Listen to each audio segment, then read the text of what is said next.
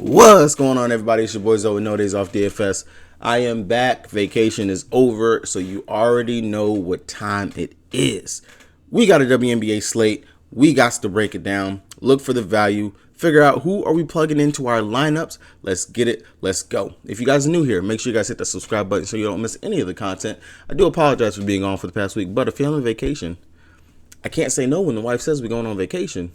Even though I was on vacation, I still was talking to you guys in the comment sections of videos, was talking on the community tab, still was communicating, answering questions, stuff like that. I do apologize that stuff fell through with having someone be able to cover for me, but I'm back. Next time in the future, we'll try to make sure stuff is all hashed out and everything.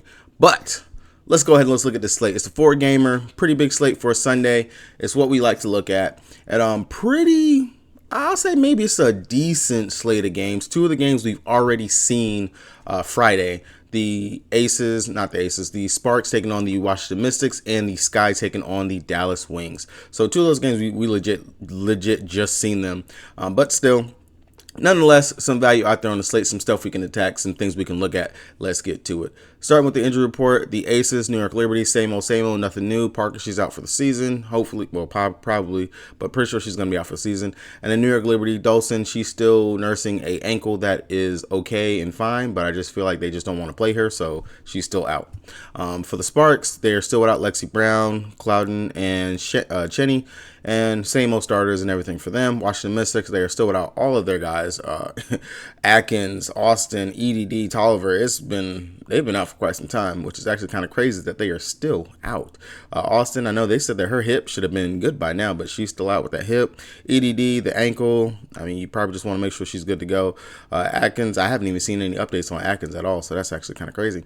For the Fever, there's still Nalissa Smith. She has that stress fracture in her foot. It says game time decision. I do not expect her to play. A stress fracture is in your foot. Those things take quite a time to heal, so not really even paying attention to that right there. The Atlanta Dream, nothing going on for them. Chicago Sky, they are without Cone. She's been out for a little bit. And then for the Dallas Wings, same old. Biggest thing, I guess, would be a walk. She's out, so maybe some more minutes for Maddie or Kalani Brown will probably be what we would expect for that right there. Going over to DraftKings, the site that I play the most on, the site that has still been winning me that money over here. Looking over here, starting with the Indiana Fever taking on the Atlanta Dream. I will say finally, we got the Aaliyah Boston game in that last game that they played. They finally fed her back to double-digit shot attempts, but she had an all-around game. The steals, the blocks were there. 8 rebounds, 4 assists. 19 points has been her most efficient that we have seen for her in quite some time, dropping 42.5 fantasy points in a tougher matchup that you would have expected going up against the Connecticut Sun. But at the same time, we've always said since they got Alyssa Thomas playing the center position, most centers that are actual centers should be able to overpower her and have decent games, and that's what Aaliyah Boston went out there and did.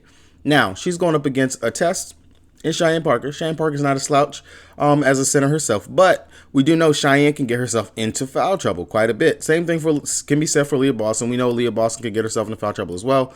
4 fouls going up there against Alyssa Thomas, but still, nonetheless, I do believe that this is going to be a spot that we are going to want to attack anyway, considering that the Atlanta Dream, they give up the most points to opposing teams on the slate. They've already played twice this season. First time she played going up against the Dream, she dropped 24 fantasy points in 26 minutes. Second time, 32 minutes, she dropped 42 fantasy points. I do believe this is a spot that we can definitely go and attack and play Aaliyah Boston, especially just ride the momentum. She's coming off of back-to-back pretty decent games.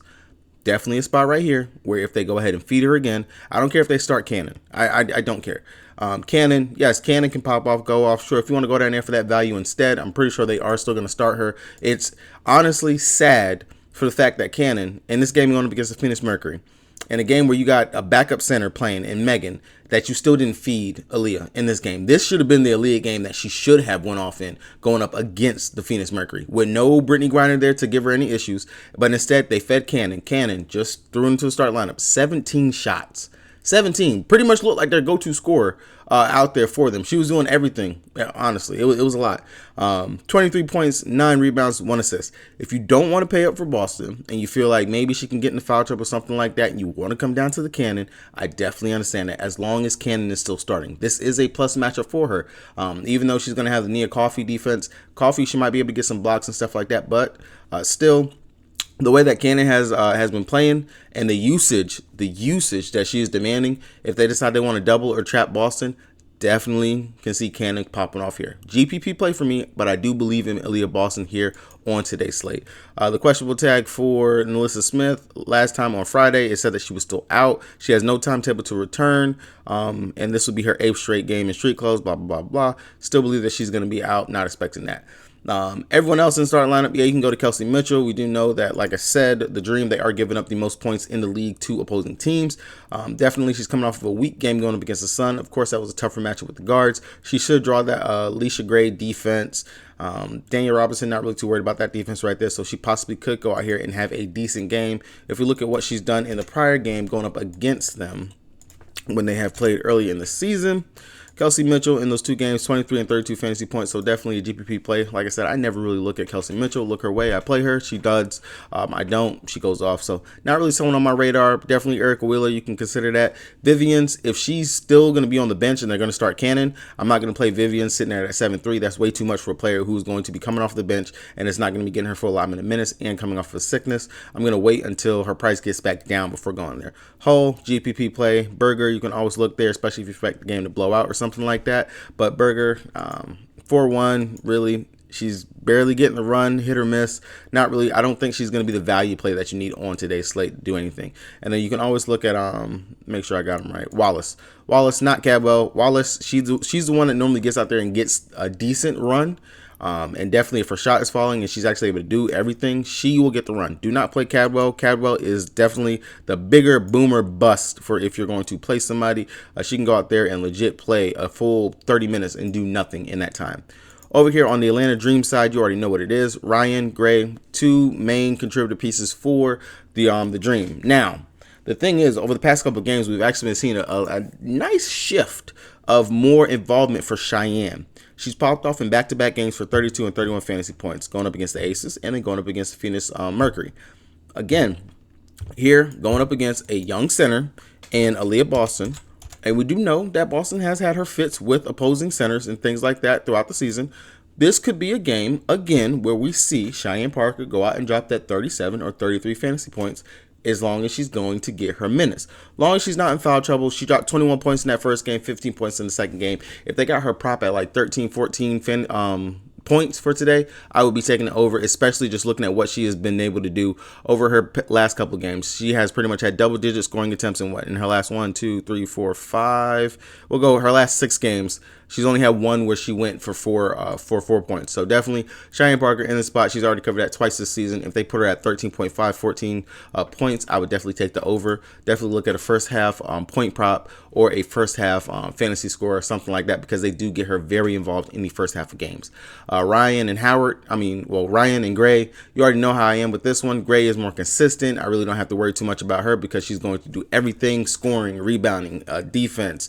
All of that is their assist for Gray. Ryan, that's the one that's going to be more the GPP, just because she relies a lot on that scoring. If she's not getting it going on the scoring side, we really kind of don't see too much from Ryan, and it's really just it's so sad because she's such a great player. But if you want to look, her 2 games going up against them, 33, 35 fantasy points at 10K. I would rather want more from you than that. I would look more towards a Chelsea Gray on today's slate if I have to, if I'm going to pay up for someone at that 10-1 range right there instead of going to a Ryan. Coffee, you guys know how I feel about that. I don't know what cup of coffee I'm going to get on the day. Definitely a GPP play. Ari McDonald, 6K, still coming off the bench, not starting, but she's playing at least 20-ish minutes a game. GPP option, you land there, you know she's not going to get you a 0. Robertson, Billings, Rupert, Haley Jones, they're all GPP mixes because honestly, I don't think Atlanta knows what they are doing. I would rather stick with the top 3 right here just because I know what they're going to go out there and they're going to get, and they're going to give me in the matchup that they have. Everyone else, I have no clue what they're going to get anymore because Atlanta. Let's talk about that for a second.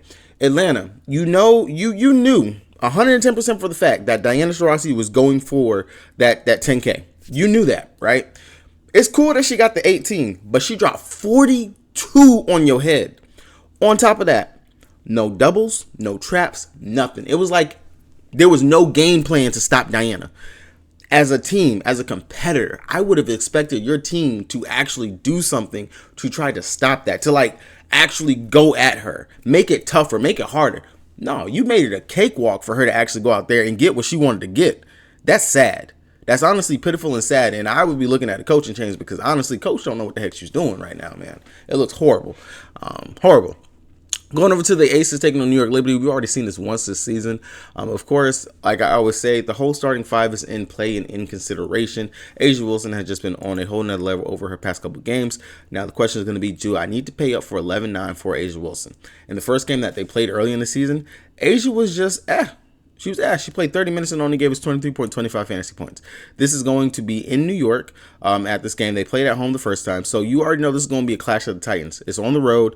Maybe we can get a big pop-off game from A'ja here if they go to her, but I will say that New York, they have done a pretty good job defending opposing power forwards and centers throughout the season. Now, if I'm not going there, we already know we always attack New York with the guards. Chelsea Gray, Kelsey Plum, Jackie Young. That's where I'll look to right there. I honestly feel like maybe going to these three right here will be your main ones. Gray, we already know that she likes to play up inside of these big matchups. Whenever it's going to be someone that's going to give her a competition, an edge, she will play up. Now, playing against New York early in the season, she played 32 minutes and dropped 32 fantasy points. Those assists will be there. The scoring, if she has to score, is going to be there. The rebounds can definitely be there. The turnovers that Sloot and Sabrina are going to give her will be there. So definitely Chelsea Gray will be there on my radar. Jackie Young, you guys know how I feel about Jackie. I love Jackie. She's normally very consistent whenever she's out there on the floor. Played against New York early in the season. 30 minutes, dropped 33.25 fantasy points. And then Kelsey Plum Dog, who is pretty much scoring dependent, but can go out there and just drop buckets on you if she needs to. 32 minutes, dropped 33.25 fantasy points. So as you can see, I'm more on the guard side than I am on A'ja Wilson and Kia Stokes for this matchup right here today. Going over to the other side, New York Liberty. Again, another team. The starting five is pretty much in play. Laney will be more like the lean factor. If you got to go there, you got to go there, but not really someone that I got to go to. That first matchup, they held Stewie pretty much in check. Stewie, she went out there, she played 28 minutes and only gave us 26.25 fantasy points. 16 points, 5 rebounds, 3 assists. So we know that Stewie can go out there and she can deliver. She can stuff the stat sheet and, all the way around. Now, she's had some pretty good games going up against A'ja Wilson throughout her career. So I'm not going to knock her, fault her. 12K, it's just a decision. Do I need to pay that much for her on the slate? On the other side, of course, Sabrina Ionescu, Courtney Vandersloot, definitely GPP options. They will have a tough matchup going up against the guards for the Aces. That's how I feel, just personally going up against that. Against them earlier, 24 minutes, Sabrina gave us 26 fantasy points. And then Courtney Vandersloot going up against them, 28 minutes, she gave us 19 fantasy points. So definitely a GPP option for them because they might be lower owned since they did not perform that well in their last matchup. We do know that still you can attack the Aces. They're a fast-paced team. New York plays pretty fast themselves. It could be one of those shootout type games, possibly if they get running up and down. Stewie's hitting some threes, Sabrina hitting some threes, definitely can pop off and be a big game. To me, all of them are GPP options. The one I will focus on is going to be Jonquel Jones. I'm not paying attention to that third defensive ranking just because Jonquel, she's getting her minutes finally. She is playing over 25 minutes as long as she is in not in foul trouble. She will play her minutes. On top of that, we have attacked the Aces with opposing centers. Centers have actually done well. Tierra McCowan, she just went out here and she had a very good game going up against the Aces not too long ago. Outside of that, you just had Cheyenne Parker. She just went out here and dropped 30 plus on their heads. I want to say it was Elena Smith herself inside this game. Dorka, she didn't do bad in this matchup. So centers definitely can have a decent game going up against New York Liberty. That is why I will be on Jonquel Jones in this matchup here on today's slate. Johannes, Thornton, Sabally, all of them GPP options. Johannes, of course, she's going to go out there. She's going to get her run. She's going to get her minutes. She comes in. She's a 6th woman off the bench for them. If she gets hot, she can stay out there. If not, put her on the bench. Going over to the Sparks, taking on the Washington Mystics. Again, here goes the two games that we've already seen literally on Friday. So for the Sparks, you know where it starts. NECA, Canada, both of them definitely in play, can run to them. I was rocking Stevens the other day. I really believed in her going up against the Washington Mystics. She's got that Tina Hawkins defense, that Queen Egbo defense, and she went out there. She had a pretty decent game. Now, they dropped her price from $8,500 to $7,800. That's just value to me. Player already in this exact same matchup went out here and she did good. Dropped us 30.25 fantasy points. I can't complain about that, especially at 8.5. Now you're going to give her to me at 7-8. I would definitely be considering looking at Azura Stevens here, unicorn of the day on the slate once again. Nneka went out there, didn't have the best game in the world, only played 26 minutes, dropped 30 fantasy points. Now I say that's not the best game in the world because for Nneka standards, I would want more. I want at least 35 to 40 fantasy points because we know that's what she can do. Her ceiling does seem to be a little bit capped, I will admit. At 10-9, better value, maybe go to Jonquel Jones or something like that, but definitely always will be in play because it is Nneka and she can just at least be a security blanket, get us at least 35 to 40-ish fantasy points, especially if the game stays close. Now, Washington, they do kind of play at a slower pace. The Sparks, they're not really the fastest team in the league either themselves, so that's where I think it's kind of like a clash of styles. Well, not even a clash of styles, a mend of styles, because they're both kind of the slow pace, try to play defense type teams, run a set type thing.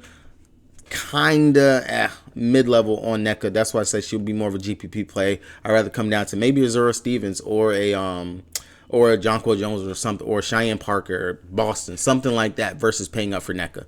Canada, last game, 31 fantasy points in 35 minutes. She's getting the minutes. That's the biggest thing that I love about it. She's getting the shot attempts. She went 1 of 7. So you know she's going to come back in this game, and she's going to bounce back. She just dropped 31 fantasy points with only 8 shots, 8 rebounds, 7 assists. Imagine if she can actually get back to her double-digit scoring that she just had. At 9-4, definitely in consideration. I know she's going to have that cloud defense, that psych defense. Those are tougher defenders for her, but she's shown that she can already perform in this spot. If you're not going to pay up for Nneka, maybe you don't want to pay down for Stevens, go with the safety blanket in Canada. If they put her assist up again today at 5.5, you already know to take the over on that because Canada is the facilitator. She will go ahead and dish those dimes. She finished the first half last game with 4 assists in that first half. She finished the whole game total with 7 assists. So she got 3 assists in the second half. Game was close. So definitely will be riding with Canada again. 5.5 or 6 assists. I'll be definitely taking over on that. Derek Wnba, hit or miss in regards to what she's going to go out there and give us, but 28 minutes last game, dropped 30.25 fantasy points. This might be a game that Mike can benefit to her style. It's not like they're playing against aggressive bigs or bigs that can overpower Wnba. So Wnba, definitely in consideration, especially the fact that Lexi Brown is still out, Cheney is out. You already know it's going to be a 3-woman rotation at that center and power forward position between Nneka, Wnba, and Azura Stevens. So consideration definitely in play. Clarendon, I'm tired of trying to figure out when is she going to actually have a big game, nice game, good game. It's been just so hit or miss. I'm not even messing with her on today's slate. I'm not even looking there. And then Carly Samuelson would be the other GPP option I would consider if I'm looking at anything else from the Sparks, just because she can go out there and actually have a decent game if her shot is falling. She's a 3-point sniper if she can get that shot to fall, but GPP option at that 5.5. For the Washington Mystics, all the people are out. It's the same old for them. Sykes, Cloud. Sykes draws all the usage. Cloud, she's out there. She's doing her thing as well. Pretty much nothing but 30s and 40s looking out there for Sykes. If you can get up to the 10-2, you don't want to pay for everyone, all the other guards and the other games and stuff like that. You already know what Sykes is going to go out there and do. You're going up against the Sparks, who are a team that you definitely can go out there and score against at will. They don't have the best defense in the world, but Sykes, she's already proved that she can go out there and she can hang with the best of them. Need be out there. She shot 3 of 15 last game. That is so, that's nasty. That's horrible. I would expect if she actually has a much better shooting game in this game right here, definitely can break the slate, considering that she did that with, 4 steals, 8 assists, 7 rebounds.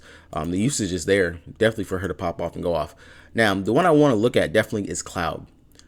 Last game, 32 minutes, she dropped 22.75 fantasy points.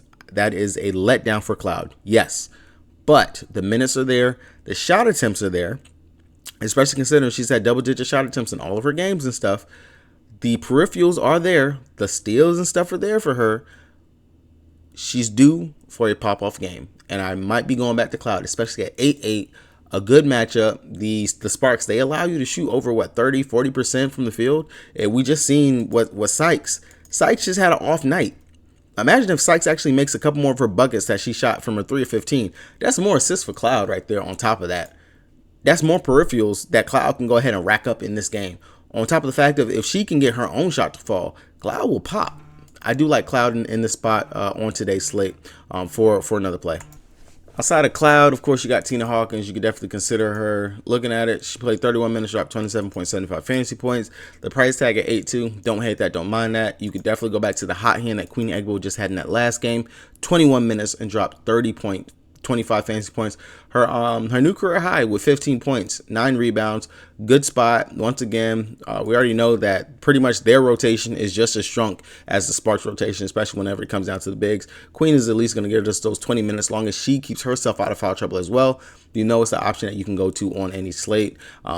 For what, that 5-6, definitely a value option I would consider on today's slate as well. Everyone else, GPP options, not really too much that I'm going to look at with any of those right there. Going over to Chicago Sky playing the Dallas Wings, we just literally seen this matchup again, like I said, with the Sparks and the Washington Mystics. Pretty much point blank, plain and simple. I'm going to make this one really easy on you guys. Marbury, Courtney Williams, Kalia Copper, all of them in consideration in play. Marbury, revenge factor, if you want to call that, played 27 minutes and dropped 32.75 fantasy points, 16 points, 4 rebounds, 5 rebounds, 4 assists, 1 block, 1 steal. At 7'9", it's practically a steal for what we were paying for her earlier in the season. I would definitely consider going to her. Courtney Williams, she is on a hot streak right now. We've seen this early in the season. I won't mind riding the hot streak again. It's the exact same matchup. We have attacked the Dallas Wings with opposing guards because Enrique plays no defense. Dangerfield, too short, really can't. She can defend, but she can't defend.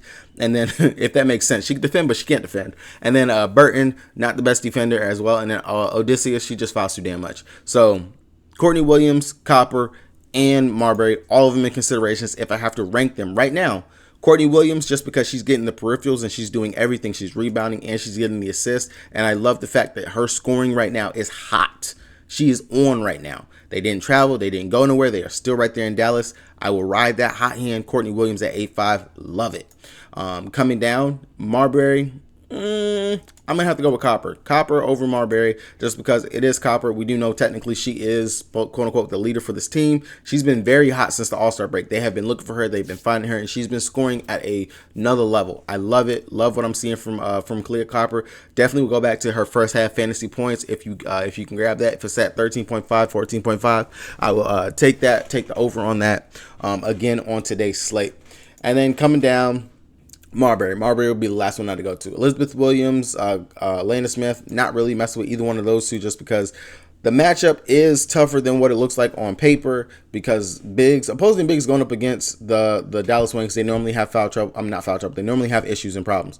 Elena Smith, yeah, she popped off for 20 points, 5 rebounds, 2 assists, but I'm not going back to that. Not on today's slate. I really don't see myself going there. Definitely a GPP option because she can go out there and be consistent and do a little something for you. Elizabeth Williams with the Tierra McCowan defense that she should be getting out there, and the Kalani Brown, not looking at that either. And then you guys already know, Dana Evans, GPP option, not going to get you a 0. Going over to the Dallas Wings side 2, Howard, Enrique, McCowan. McCowan, this is a bounce back spot for her, hands down, point blank period. Didn't really have the best game. Shot 4 of 7, only played 26 minutes. Really didn't get going in this game right here. 2 rebounds, 2 assists, 1 block, 1 steal. Definitely a bounce back spot after what we've seen her go off and do over the past several games. I will go right back to her here. It was Natasha Howard's night. She popped off for her first career triple-double, 28 points, 11 assists, 12 rebounds. You can go back there to her. Definitely consideration. You can. Not necessarily looking at her, not necessarily on my radar for today. Satu, hit or miss in regards to what Satu's in play either on any night, in all honesty, but I don't feel like I have to pay that 11-1 for her, especially when I can come down here and get Howard, or I can come down here and get Tierra McCowan. And then if you want to, Enrique, you already know she's very much scoring dependent. As long as her shots falling, she will get going. But this matchup actually does seem to be kind of her kryptonite. She has not performed that well so far this season going up against them. She dropped 11 points in the last game, 27 points in the game at Chicago, but she just seems to be inside of a drought over these last couple games. Not really been there, Enrique. She's been so hot or cold.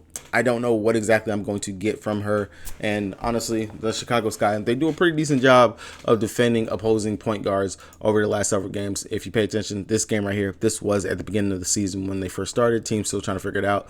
Since the All-Star break, since the new coach and stuff like that for the Chicago Sky, they've done a much better job on the defensive side, especially holding down opposing guards, which they actually did going up against them in this last game. So, not really on Enrique. Definitely be a GPP option. Now, if you want a crazy value play, look at Maddie.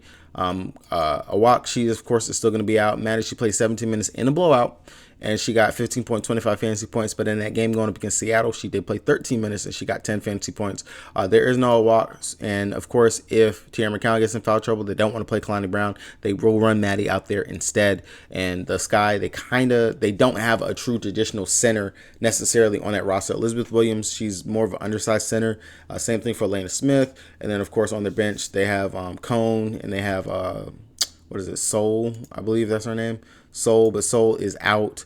No, Cone is out, so Soul is there. And then, of course, Isabel here, she's not even playing. And then Herbert, she's there, but she's spotty with her minutes as well. So definitely, Maddie will be in consideration on today's slate. All right, guys, that is the breakdown. If you guys enjoyed the content, make sure you guys hit the subscribe button. Check out the Patreon if you guys are looking for any more content, plays, prop plays, everything that we have over here at the No Days Off family. With that being said, your boy is back, and I hope you guys cash out with me on today's slate. Peace.